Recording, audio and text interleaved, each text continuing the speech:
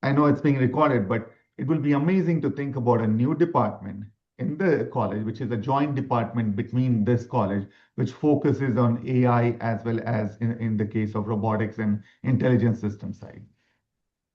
Susan, you can add, I think you have much more understanding of where the opportunity of engagement across the two colleges are.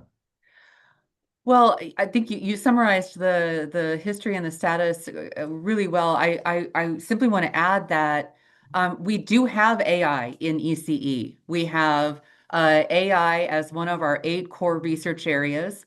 We have at least 6 faculty who identify as like core AI faculty. They are working on the foundations of machine learning and AI. So they're leading the world-class research programs, training graduate students from both ECE and the computer sciences department. And they're teaching courses that are focused on machine learning and AI, and they're cross-listed between ECE and the computer sciences department, which is part of it will be part of the new College of Computing and AI. So one of the messages I want to leave you all with is that already have a long history of really deep, meaningful collaborations between ECE and the Department of Computer Sciences, even though we're in two entirely different colleges right now. And so the fact that CS will be part of a new college that's different from the College of Letters and Sciences, which is its current home, that in and of itself is nothing new. And we're within the College of Engineering, I'm really excited about some of the new initiatives to bring AI skill sets and instruct and understanding to all of our College of Engineering students. So we just put together through a wonderfully cross-disciplinary committee effort a new undergraduate certificate for AI in engineering, and we'll hopefully see that roll out next year. So yes, there's a new College of Computing and AI, but there will continue to be opportunities for us to pioneer in this area as well as collaborate with others across campus and hopefully do really great things in this space. Let me go to a question that came in that is great for Devesh. Does UW-Madison have any plans to get involved in aeronautical engineering? This came from John Bauer from Prescott, Arizona. The short answer is yes. So Ian had already started something 3 years ago, which was his desire to think about aerospace engineering program on campus. And if you've been here, so we always had an aerospace engineering, I'll say, program, which you can take as a minor or you can declare that as a program also. But it was a program of studies inside engineering mechanics program. It was moved inside mechanical with the desire that by 2028, we will have an aerospace engineering program. I came in as a dean and I came from Georgia Tech where aerospace was really, in the last 4 years, I've seen the number of undergraduate students has doubled from 400 to almost 800, 900 students. So knowing that there's a absolutely phenomenal interest all across the country in aerospace, what's happening in that area. And when I came here, I didn't realize that there's not a single aerospace engineering program in the state of Wisconsin. So if you're a student in Wisconsin and you're thinking about aerospace, you have to go to either Purdue, Illinois, or Michigan or Minnesota. These are the ones where we are losing our own student who wants to go to aerospace.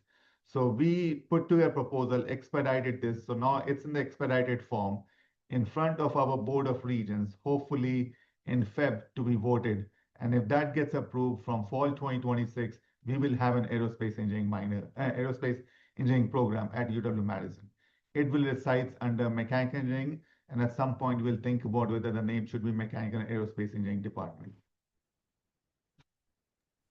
All right, great. And hopefully Zoom's noise filtering is going to work really well because right from my office, I'm feeling the vibrations of some pile driving or groundwork that's happening as our construction crew works on the Philip A. Levy Engineering Center out there. So apologies if you're hearing any of that. Hopefully Zoom is doing a good noise cancellation for us. Okay, so the next question that I'll share with the whole group here is, I think it's a very interesting question. How much interdepartmental joint research takes place? This question is framed as a percentage of total research in the ECE department, but we can take that college-wide. So we're talking about interdepartmental joint research. Devesh, you want to take a first crack at that one? So I don't know the percentage by heart, but when I visited different faculty member across the college in the different lab, they all talked about the collaboration across department and they talked about collaboration across campus. So I'll give you on ECE. So I met with ECE faculty member in quantum who's working in the quantum area, but also working with quantum physicists in physics department. They're working with material science folks in material science department, the quantum materials science.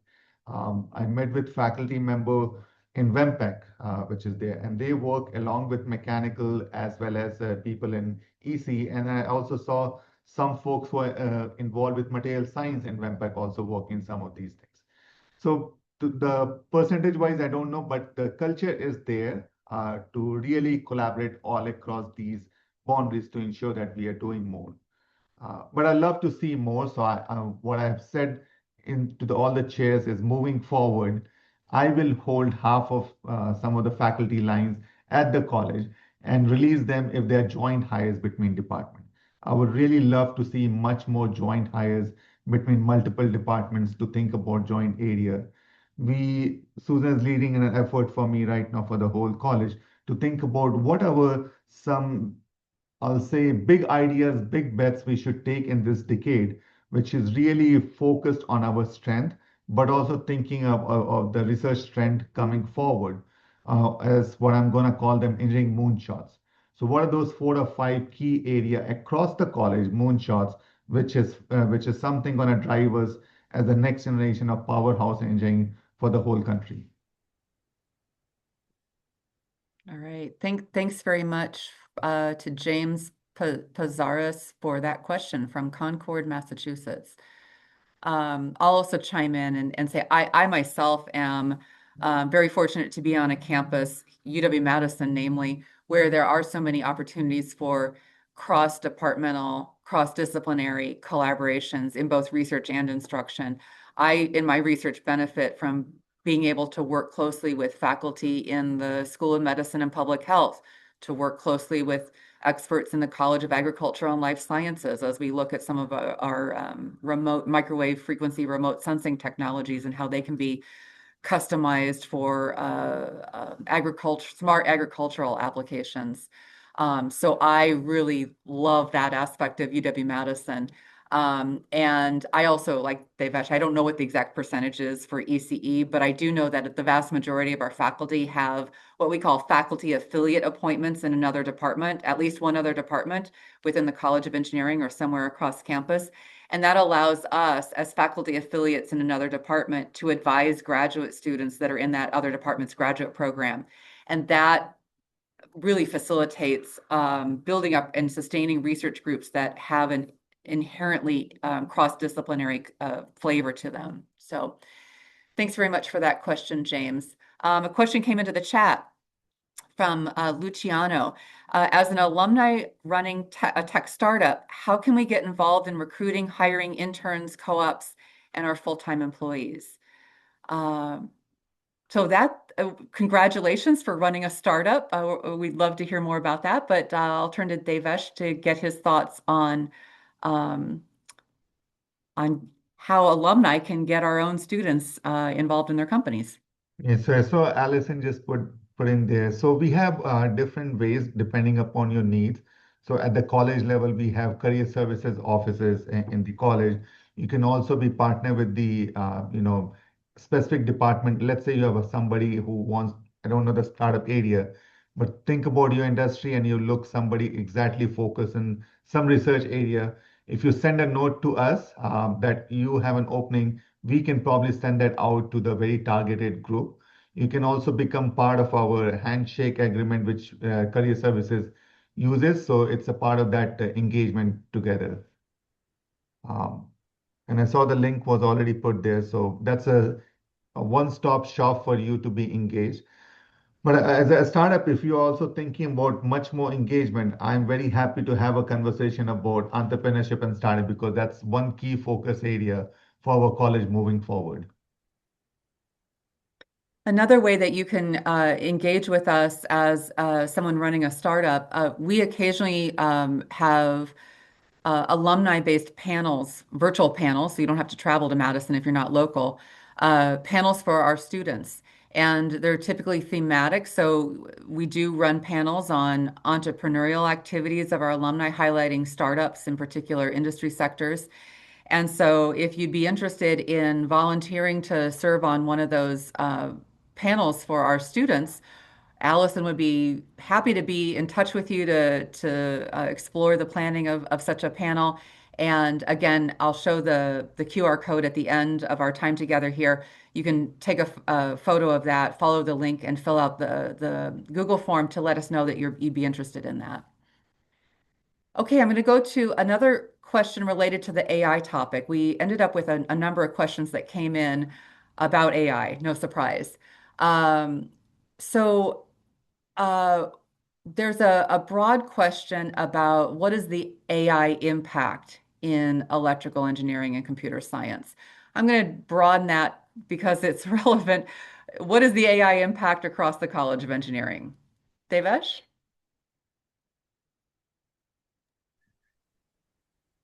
I think it's still very early on to think about the AI impact, but it can be. So I look at this thing as a very half glass full impact. So I'm going to think about what's going to be happening. Um, I am looking at some of our students and they really want to adopt the tool. They want to do better things. So we are sitting in the space and thinking about how do we provide our student this extra tool set in their arsenal that they can do amazing things when they graduate. So that was the goal for with this AI minor was really thinking about giving our student tool set. But if you think about the impact in some of the current impact, I also have a niece who is a third year in computer science. I know right now some of the entry level job, the number of job openings has gone down. So is that a transitional thing at this point? I hope so. But we also think about that if that is not there, we will probably do much more work at the next level. And how do I prep my student to go and do the next level job? So that's where the opportunities for the whole engineering. If you take computer science beyond, I still don't think that AI is creating a lot of challenges in the workforce where some of the jobs are being lost. I want to put that out. I've not seen that data yet. The only first data which came out is the job data for this state. I think we added about 500,000 job in the last quarter. That was less number than what people were expecting. And some can say it might be because of the impact of AI, but the correlation is still not clear that that's a true statement. Uh, but I do see some opportunity, and this is where engineering is really at a crux that we're gonna be benefited by this revolution. So AI plus is what people are thinking about, how this is going to help me in my own engineering world. Can I do something more effectively? And that's where our engineers, our graduates will have a much more opportunity than those who don't have the AI experience. And I want to make sure that AI literacy for our students is very important. Um, we will have a much clear idea about this in 3 years because there's so many things in the flux which is going on that's very hard to say the real impact out of AI on the world. But I would love to hear anyone if anyone wants to share their thoughts. You can unmute and share your thoughts. Well, I'll share very quickly a new faculty member who just joined us on January 1st, 2026. We were able to hire Zhang Lu in through a wonderful campus-wide initiative called Rise AI. It's part of the overall Rise initiative to bring in new faculty to UW-Madison in several really high impact, broad thematic areas. AI, of course, is one of them. And so our newest hire, Zhang, joined us. He got his PhD from Princeton and was down in Texas working at Kilby Labs at Texas Instruments. He's now here, and we recruited him under Rise AI with a very strong application focus. So his expertise is in using AI-enabled design tools to pioneer entirely new versions of high frequency integrated circuits. So chips, it's basically chip design that's accelerated with AI tools. And the specific types of integrated circuits he works on are high frequency chips that enable new antennas, so shaping radiation, new ways of forming beams with radiation and controlling where those beams go. He's going to be part of a new curriculum that we're developing to embed into a brand new instructional lab at the undergraduate level that we're going to be celebrating shortly. We have a corporate partner that has committed a gift in kind with some significant equipment coming in to establish a new wireless technologies lab, and we'll make that big announcement later this spring. So you'll hear about that, I'm sure. In the meantime, I will keep it a secret as to which corporate partner that is. Um, but you know that exemplifies one of many ways in which AI is sort of naturally making an impact in everything that we do.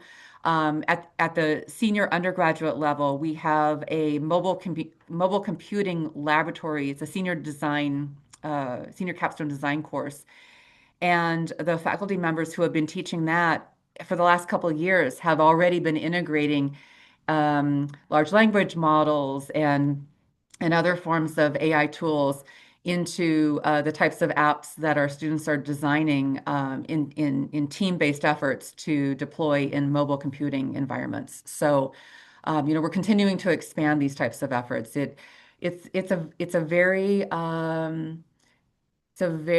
fast-paced, evolving environment, and fortunately, we're as engineers, we're up for the challenge. We're always problem solving and seeking new ways to do things. So I think we're embracing this as an exciting time, an exciting opportunity.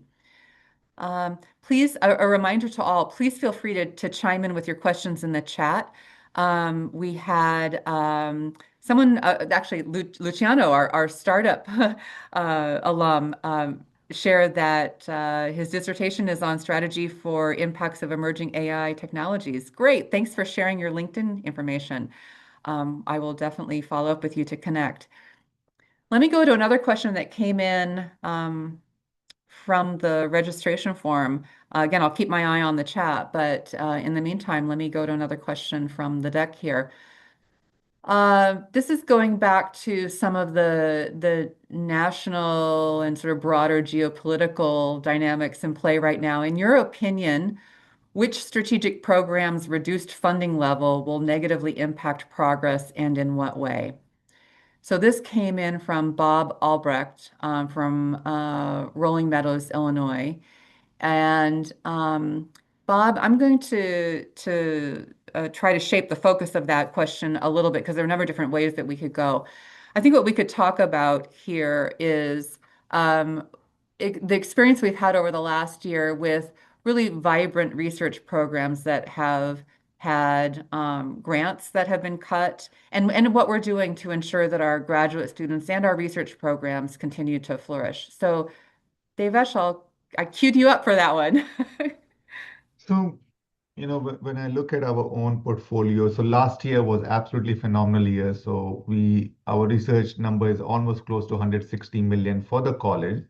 And at the whole university, we are about 1.9 billion, which puts us in the NSF herd data as number fifth in the country.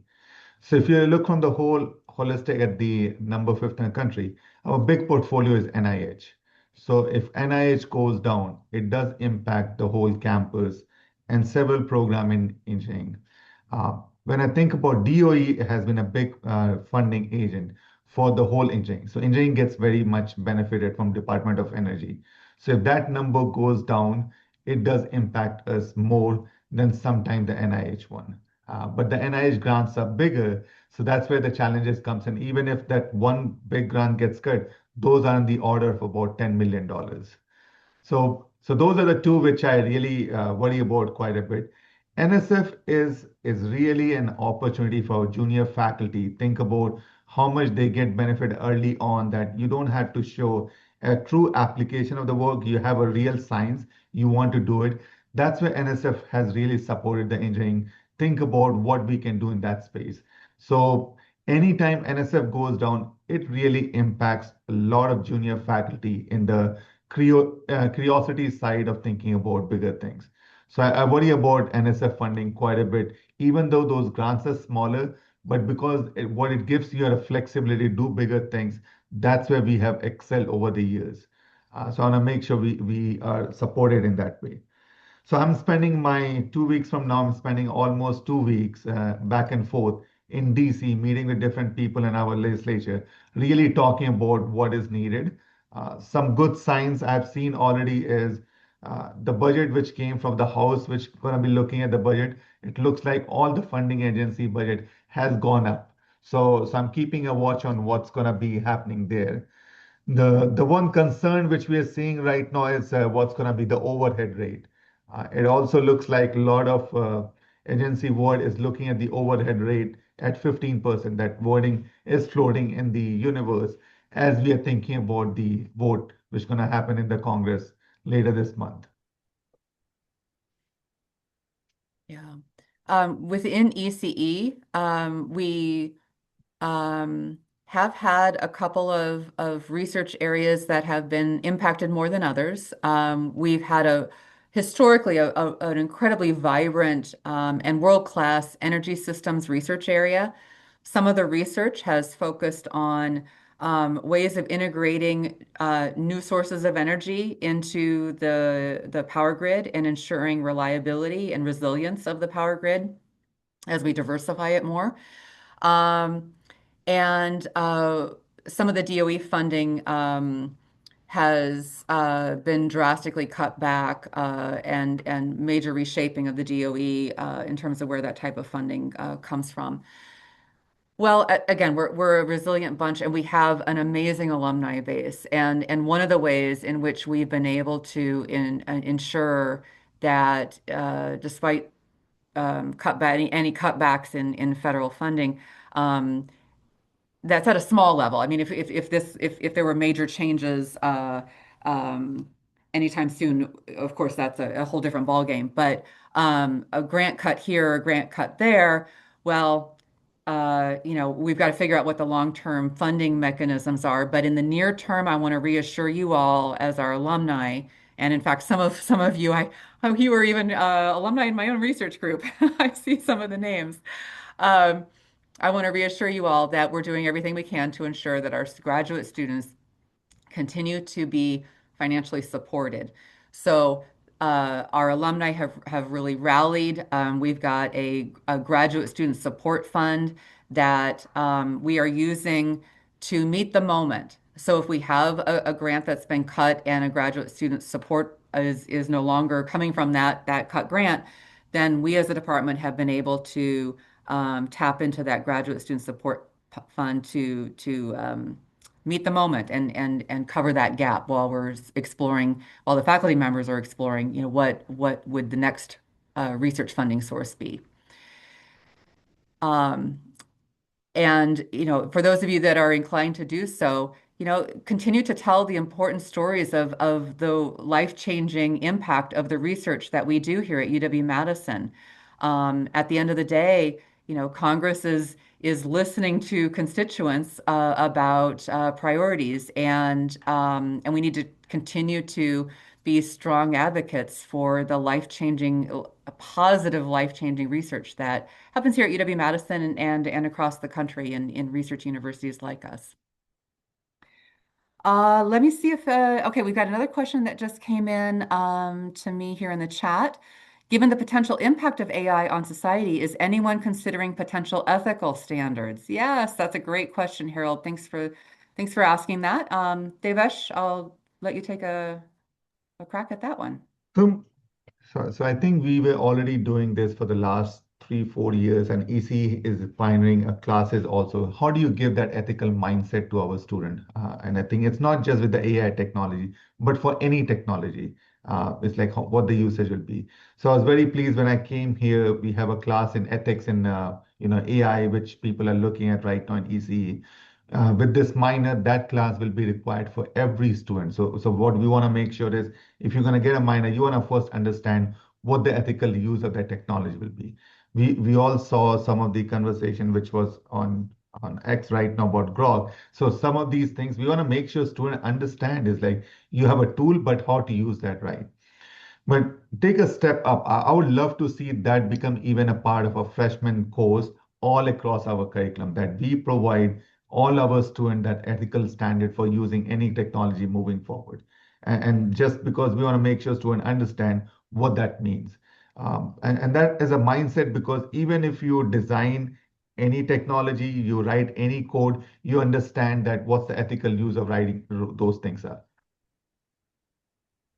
Yeah. Thanks for giving us a shout out about the ethics course that we offer at the 500 level. It was a course that we developed a couple years ago as part of a capstone in engineering data analytics, but that course is also going to serve a critical role in the AI and engineering undergraduate certificate that I mentioned earlier and that Devesh just alluded to. Um, we have, going back to what I said earlier, we have faculty in ECE with tremendous foundational expertise in data science and data engineering, and they know firsthand um, the potential opportunities and potential pitfalls of algorithms that can go off the rails, can use data in biased ways. And so this course provides a really strong foundation in understanding fairness and bias in machine learning algorithms and how important the data sets that we use for training, how important it is to to to choose those data sets wisely.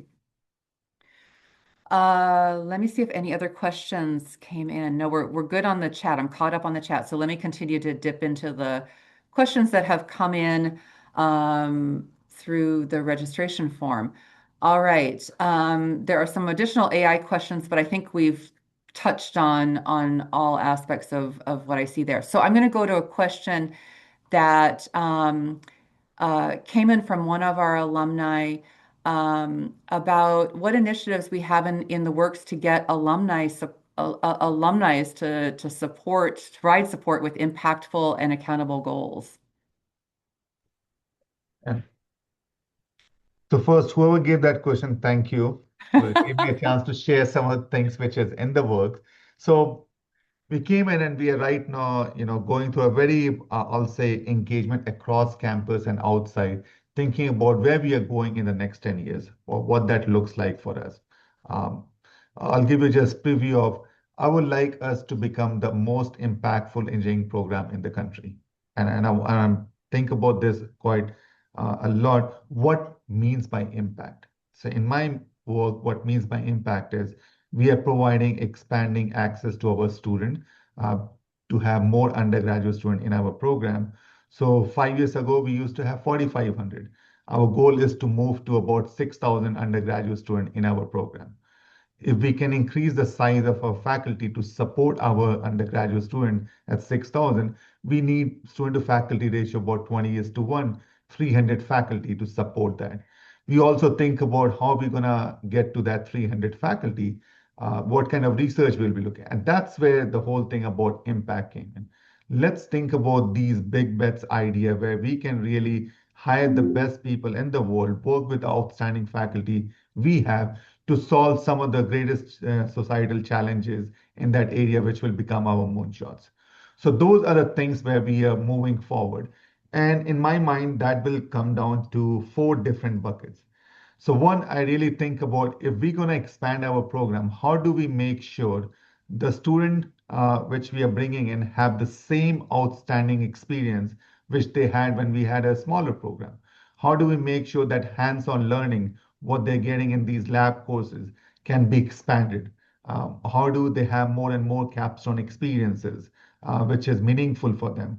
What meaningful means? Can we think about a world where every student in our program has at least one company related, corporate related activity, whether it's an internship, co-op, or a corporate funded project which they're working with a faculty member? At least one. So what those looks like? If a student wants to go on a international experience, do we have support to provide that student that extra funding? If they are coming from a low-income family background, if they are a Pell Grant student, if they are looking at a as a first generation student, are we supporting those people? So that's my number one place where I want alumni to think about how do we provide more transformative undergraduate experience to our student and support in their journey that they can have the best experience, which put them at the top of the line when it comes to the job market 4 years from their time. Second one I think about alumni to think about is how do we recruit the best talent, but also retain them here. So these are our faculty members. So you think about chair professorship, but I want to take a step up. Those faculty members come here because they want to work with outstanding students. How do we hire and recruit the top student from places which might be thinking about MIT, Stanford, or even in our Big Ten, Michigan, Illinois? That because the same geographical area they're coming, how do we attract them to Madison and they have a much better engagement? So the idea is to create an interdisciplinary graduate fellowship, which is truly on the interdisciplinary side. So faculty are working with these students on a joint project, on a blue sky kind of things where you're going to be doing some bigger activities. And the goal is to have maybe about 50 to 60 students at the college level that you can work across these bigger things. So supporting those activity will be amazing. If you're in the company, let's work together how we are enhancing our corporate engagement between UW-Madison and us. I really want to think about a portfolio of research also where we have 25 or 30% of our research is truly working with the companies, solving the current challenges, and also creating opportunities for our students to work in those companies' problem. So those are some of the things which I really think about is how do we create an extra advantage for our undergraduate and graduate student and retain and recruit the top talent here. Thanks, Devesh. That's an exciting array of initiatives, and I'll second everything that you just said in terms of impact. I know that over the years I've shared with our alumni some of the high impact ways in which we are enhancing the undergraduate experience. You know, what we're hearing, what we know from being in this mission together, what we hear from the experts who are sort of analyzing the trends in higher ed, what continues to be life transforming about an experience like ECE or any of the College of Engineering undergraduate degree programs at UW-Madison. What's absolutely transformative about this experience is the hands-on learning experiences. This is not something that you can get from some AI educational tool online. It is the inherent value of being on campus, interacting with other students, interacting with world-class faculty. And of course, our senior capstone design courses do that. Um, the experiential learning happens in undergraduate research, and also the experiential learning happens outside of the classroom in a variety of student organizations, particularly some of the design-based student orgs, where our students are designing solutions to challenges and competing with other teams across the world. And so we continue to invest in those types of experiential learning opportunities for our students. And that's another way in which, very concrete way in which our alumni can partner with us with support to ensure that we can continue to expand as we grow our enrollment, expand those opportunities. So these are exciting times to be a student in ECE or across the College of Engineering. Any other Dick questions? Parlor from I graduated and came to the University of Wisconsin in 1950 52, long many years ago. I'm probably older than most anybody on this panel. And I have had a lot of experience in the international field, and I see a lot of engagement of countries around the world that are making major opportunities available to females. And I remember I think it was only in about 1955 when there was almost like a revolution on campus because we saw the first female mechanical engineering student in the university. Is anything going on in your domain to make opportunities available and to have more and more gender-based type of activity in the university? And an old guy like me, I just had my 91st birthday, and I'm still hanging strong and skiing in the winters and everything else. Anyhow, my thoughts, your thoughts. Dick, thanks for your question. This is something that we're all very passionate about. Happy birthday to you, 91. That's amazing, and you're still on skis. I hope to be doing that when I'm 91. Devesh, you want to share what progress we're making in this domain? So Dick, I'll share something which I told my wife. I was very proud of that. So I was looking at the daily digest where UW-Madison put all the data for enrollment, and around 94, 95 time. Since then, the number of female student, women student on campus is more than number of male student on campus. So I take a really amazing that we are about 52% overall for the 50,000. But that same number is not in engineering. So I wanna say this also. And we are probably close to around 35, 37% for female undergraduate, graduate student combined. I think we have still an opportunity. This is something which we will be working hard to make sure people who wants to do engineering, we are creating pathways for them to have. And that goes truly about culture. It's like, do they see outstanding leader that this is a pathway for them and they can succeed? And I'll say when I walk in and I'm a mechanical undergrad, it was 1999 in my own program in undergrad in India. That's the first female student was in mechanical. So I have seen this one, and her last name happened to very close to mine. So we were in all the project team together. So I got very benefited from learning together on those sides. And having seen that one, I know that here mechanical is about 20%. EC, I think the number is probably close to 30 aside. So EC is on the higher number side than mechanical. But what is happening, which I'm really proud of, Susan, Susan, you can correct me. I think the number of women faculty I've had in the last 10 years is phenomenal. I don't think any other institution has that number of outstanding people. But it was not because, oh, we want to hire women. These are outstanding women in the field. And we are very proud that they decided to pick UW-Madison as the place for them to succeed. And that's what the climate we are building. The same thing I'm seeing in the application process. So it's not like we are forcing this one, oh, I want this number. I want to make sure everyone hear this. We have outstanding people who want to be here. And I'm very proud to say that the number of female students who are doing absolutely phenomenal on campus. Susan, if you want to add anything from ECE standpoint. Well, our